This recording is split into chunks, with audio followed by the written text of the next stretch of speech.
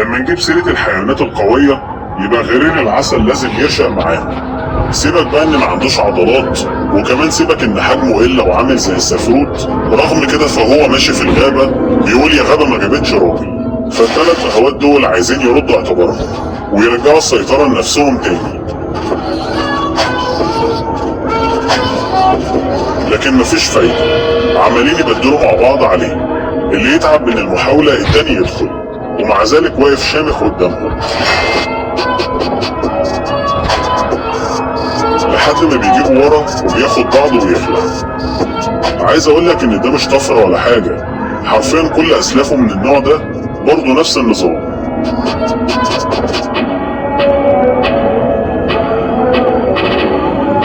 انا هوريك دلوقتي بار لو بايت في الجيم ليل ونهار مستحيل يوصل للمستوى ده. في القرن الماضي في الستينات عرف بعض المزارعين الاذكياء لما ياكلوا البار بتاعهم بلح البحر وانواع معينه من الاعلاف هيؤدي لتضخم العضلات بشكل مبالغ فيه.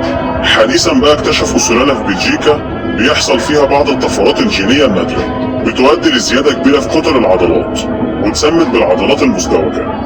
رغم ان شكلها بيوحيلك انها لو نفخت في واحد هتطيره، لكن للاسف بتتصاب بامراض خطيره، وده بسبب التجارب اللي بتحصل لها من المزارعين. كل اللي هنقدر نقوله انهم ضحيه لافعال قاسيه من البشر. عارفين مقوله مش كل الطير اللي يتاكل لحمه؟ الغزاله دي بتطبقه دلوقتي مع الفهد.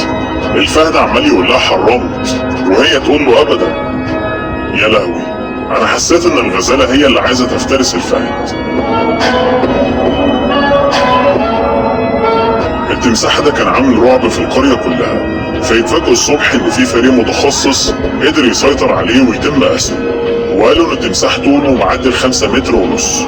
لكن تفتكروا تمساح بالحجم ده هيستسلم بسهولة؟ ما اعتقدش. حصلت حالة من الرعب بين الناس بعد ما شافوا المنظر.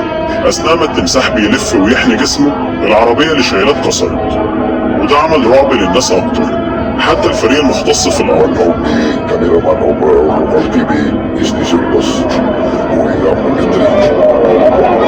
كله بيهرب، مفيش حد واقف مكانه.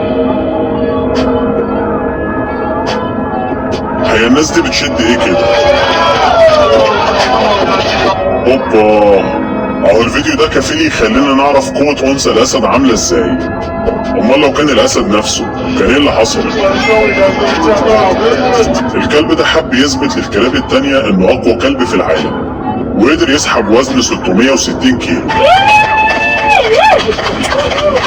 في مقابل ان احنا منقدرش نشد نصهم حتى. وبالحركة دي كلب البيتبول من وجهة نظري حط على كل الكلاب من الانواع التانية. ولا تفتكر لو اتحطوا في نفس الموقف هيقدروا يسحبوا الوزن ده ولا لا؟ اكتبولي في التعليقات.